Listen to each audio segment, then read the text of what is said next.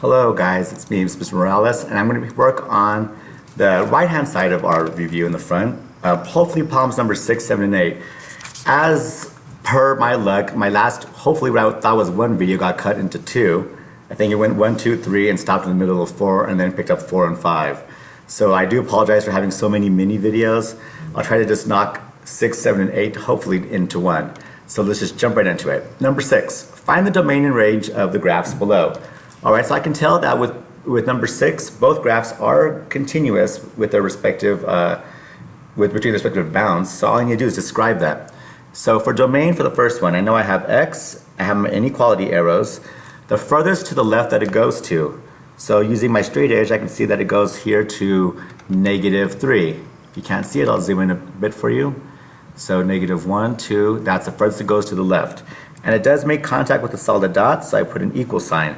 The furthest to the right it goes, well, that arrow tip tells me that it goes infinitely to the right, so that's positive infinity. So that's one way it could be written, or we can write it with the variable first, keeping the symbol facing the variable the same way I have it down here, and my number. So I can say it's x greater than or equal to -3, or it's this way with the infinity symbol as well. Now let's do the range. The range is the height of my graph. Well, the lowest my graph goes is down here to -5.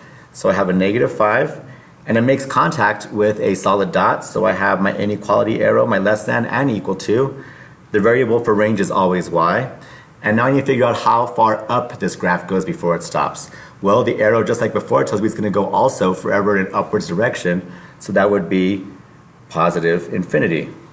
Well, that's one way to write it, but just like the first one, you can also write it without the infinity symbol. So I would have y, the open end of the arrow is facing the y with the equal sign, and then I have -5. So I could say that the range is also everything that's y greater than or equal to -5, or basically from -5 on up, which is truly what we do have going on here. Now let's go on to the next graph. For the next one, it's a little different. We have our domain, which is going to be represented with x. The lowest value it goes to on the left-hand side is -1, 2, 3, 4, 5, -6. It doesn't make contact because it has that open circle, so I just have the less than arrow.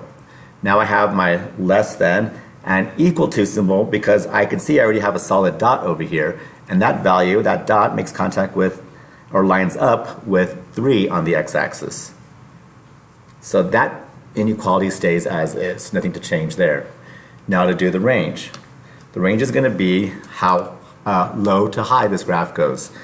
I'll use the y variable, I'll use the less than inequality arrows, and the lowest that this graph goes lines up with the 1 on the y-axis, +1, and then the highest this graph goes is +4.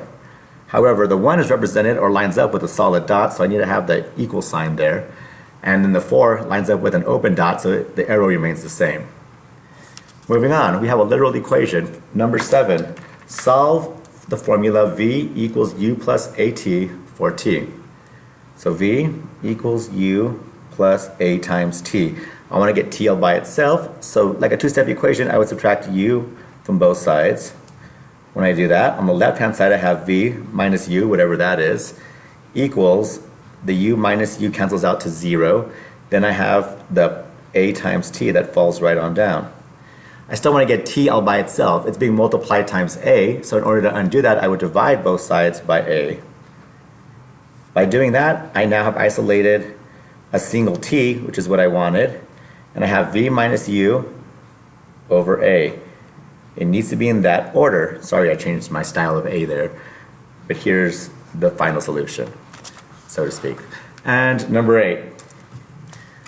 A rectangle has a length of 4a plus 2a minus 10. If they give me a shape and there's no picture, I like to draw one to help myself understand. So it has a length of 4a squared plus 2a minus 10. I think I read it incorrectly the first time, which means that top length and bottom length are the same. And then it tells me, and a width of 5a minus 8. Find the perimeter. Well, perimeter is just adding up all the sides. So what I'm going to do first is add up all my like terms. First thing I'll do is add up the things with the exponents, the a squares. So I have 4a squares right here, plus 4 more a squares down here. There's no more a squares on the left or right, so therefore my total a squares is 8 a squares. Next, I'll add up the things with letter A only. So I have plus 2 a's right there, plus 5 a's on the right, so that's 7 a's, plus 2 more a's on the bottom, that's 9 a's, plus 5 more a's positive on the left, that's a total of 14 letter a's, so plus 14 letter a's. And then next I have just my whole number, or my numbers, nothing, the things without letter a's, without variables. I have a negative 10. I will subtract 8 more from that, which is negative 18. I will subtract 10 more. That looks like a B, but it's a minus 10. So that'd be minus 28, or negative 28, minus 8 more, which would be a minus or negative, either way, 36. So the perimeter of this rectangle is 8a squared plus 14a minus 36. And without knowing any more information, there's not much else you can do. I'll see you in the next video for the backside of this review.